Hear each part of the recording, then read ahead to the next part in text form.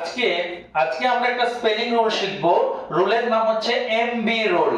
MB rule কি বলছে দেখো, বলছে ইংরেজি কোন ওয়ার্ডে এম এর পর বি লেটারটা এলে বি লেটারটা সাইলেন্ট থাকবে, ওর কোনো ভূমিকাই থাকবে না, ওটা উচ্চারিতই হবে না।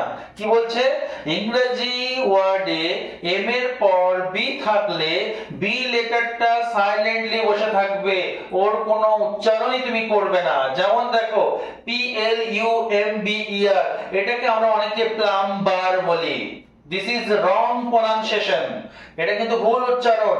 এম এর পর বি এলে বিটাকে সাইলেন্ট রেখে দিয়ে উচ্চারণ করো। প্লামার, কি বলে, প্লামার, প্লাম্বার নয়, প্লামার।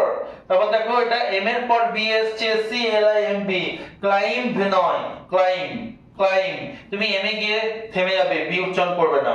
তারপর দেখো থাম্ব নয়, থাম্ব, থাম্ব, এম এর পর বি এলে বি সাইলেন্ট হয়ে যাবে। তাহলে তোমরা কমেন্ট করে জানাও এই ওয়ার্ডটার উচ্চারণ কি হবে।